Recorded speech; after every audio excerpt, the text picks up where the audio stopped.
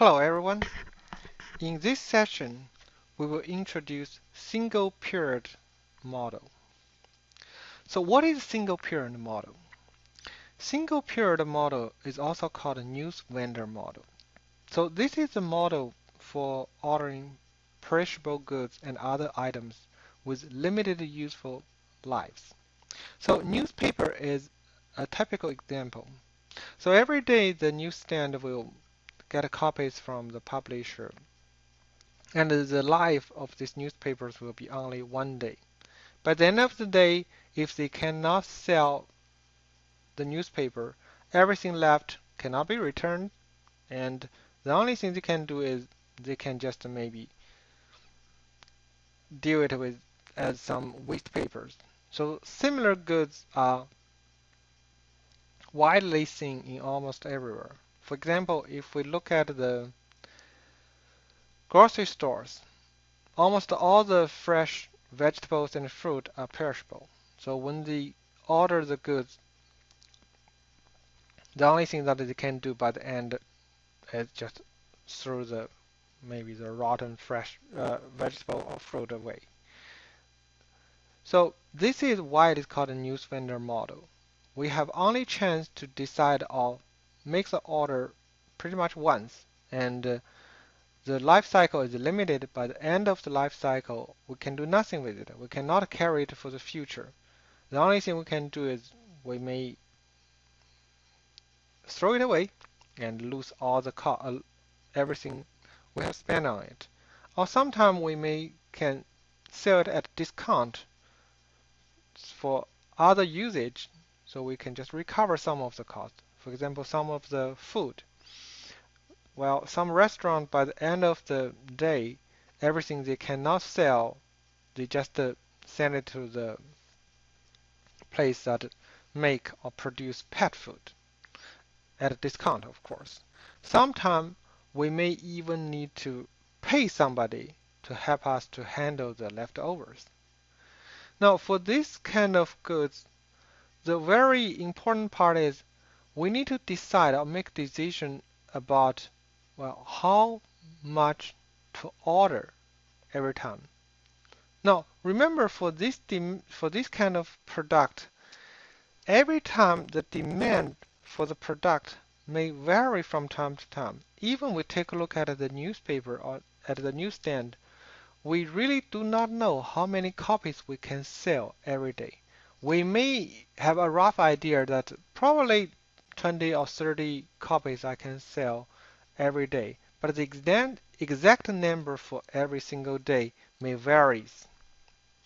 Now, more importantly, this is a model, or this types of problem is not only seen in manufacture or production industry.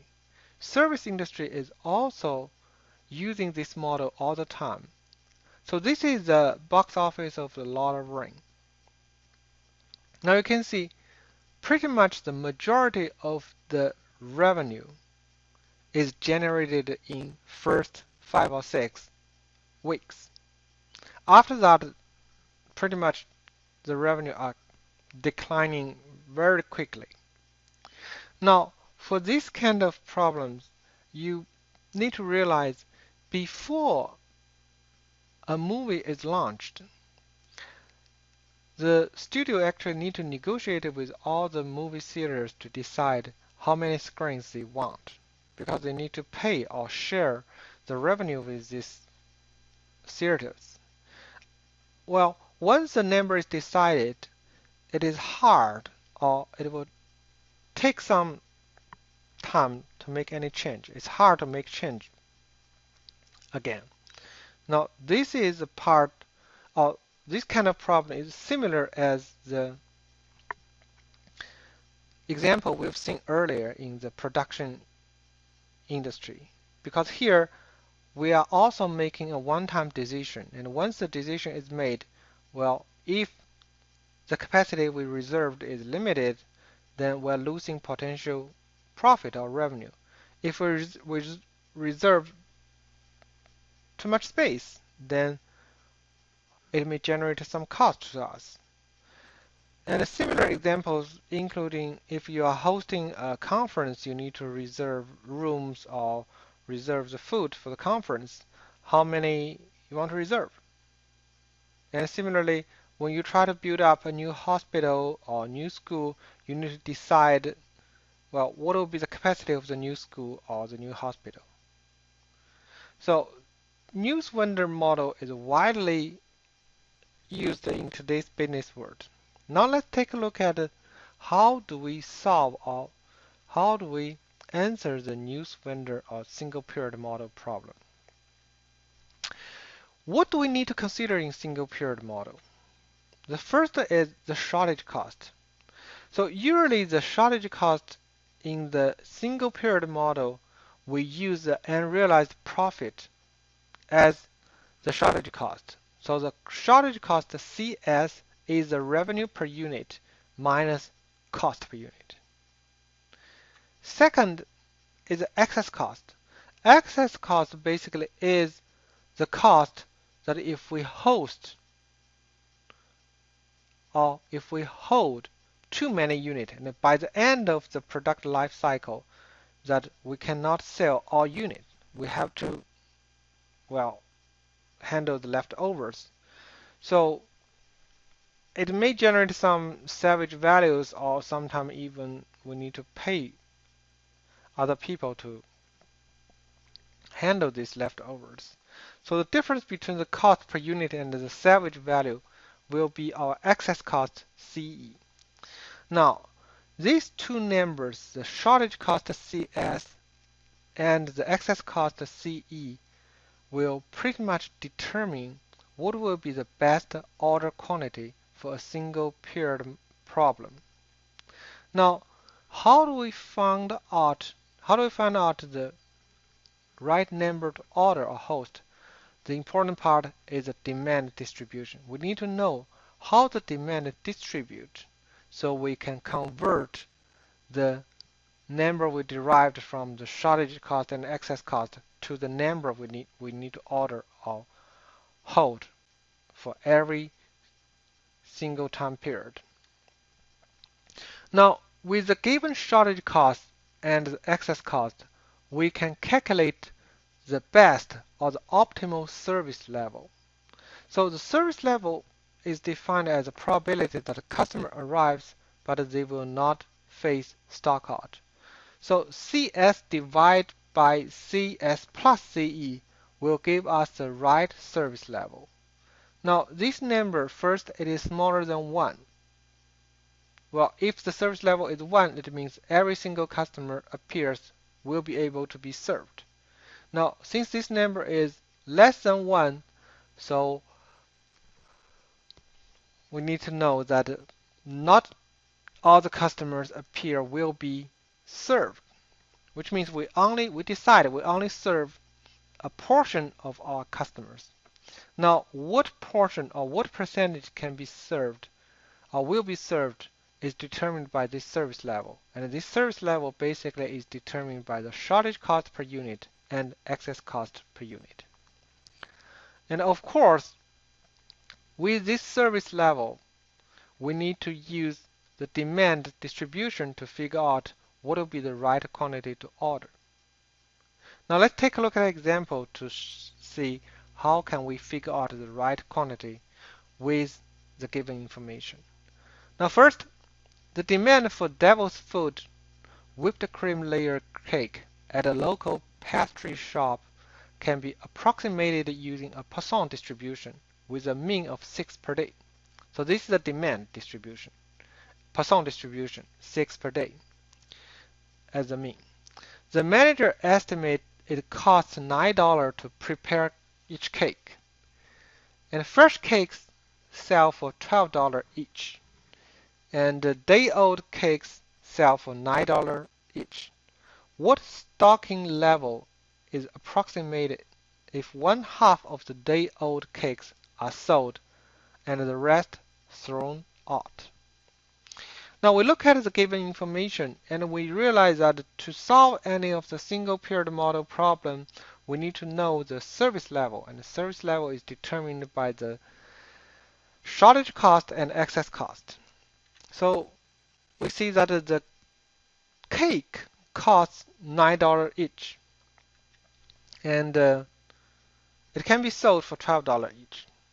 The difference will give us the shortage cost. And we also have information that the day-old cake sell for $9 each. And only one half of the day-old cake can be sold. The rest can only be thrown out. Now we look at the shortage cost. Shortage cost equals to the revenue per unit, $12, minus cost per unit, $9, which is $3. Which means if we do not have enough unit, every unit will generate $3 loss, or we cannot see it $3 loss. We will miss $3 profit. And next is calculation of the excess cost. Now, excess cost is determined by the cost per unit minus the salvage value. It is saying that the day-old cake can be sold for $9 each. However, since only half of the day-old cake can be sold, and the rest will be thrown out, which means the rest or the other half will have a salvage value of 0. That is why we see the average salvage value will be $9 divided by 2, which means half of $9 is $4.5. And calculated will give us the excess cost equals to $4.5. Now, with these two numbers given, we can calculate the service level, which is 0.4. That means 40%. So our service level is 40%. We look at the Poisson table. By the end of the textbook, actually, you can find a Poisson table. The Poisson table is the appendix C. Appendix C is the cumulative Poisson probability. So you look at the table, and the first column will give us the mean of the demand, which is a mu. So we look at the first column and found the mean or the mu equals to 6, which is a given average demand. And then we look at the corresponding row. The corresponding row will give us the cumulative probability. Basically, it tells us if we order or if we have a certain unit inventory on hand, what will be the corresponding service level. Now, I pick out the corresponding row and put it here. Now we see demand 0, 1, 2, 3, 4, and the corresponding cumulative probability is 0.003, 0.017, 0.062, etc., etc. So what does it mean? It basically means given the Poisson distribution and the mean demand equals to 6, the probability that the demand is 0. So there's no demand in a certain day will be 0.003. The probability that the demand is 1 or less will be 0.017. The probability that demand is 2 or less will be 0.062. Now, our service level or required service level is 0.4, which is also called optimal service level. Is between 0.285 and 0.446. It between these two numbers. And these two numbers basically corresponding to a demand of 4 and 5 respectively. It basically tells us the probability that demand is less or no more than 4 is 0.285, and the probability that demand is no more than 5 will be 0.446. Given our service level of 0.4, actually we need to pick 5 as the number of orders we place or the number of cake we produce every day. Because if we pick 4, the service level will only be 0.285, which cannot satisfy the required service level of 0.4. So we pick 5. So to achieve a 40% service level, we need a stocking level of 5. Basically means every day we need to prepare 5 cakes. So why 5 cakes can give us a service level of 40%? Now back to the chart here, it said that the probability that demand is 5 or less is 0.446, which is a number that we use to satisfy the 40% service level. Which means if we have 5 cakes made every day or prepared every day, that for 0.446% of the chance that all the demand will be satisfied. Well, remember the definition of service level. Service level is basically the probability that the demand will be satisfied when it appears. Next, off we go. Airlines has a daily flight from Chicago to Las Vegas. On average, 18 ticket holders cancel their reservations.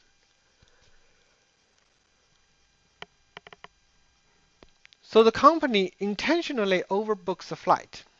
Cancellations can be described by a normal distribution with a mean of 18 passengers and a standard deviation of 4.55 passengers. Profit per passenger is $99.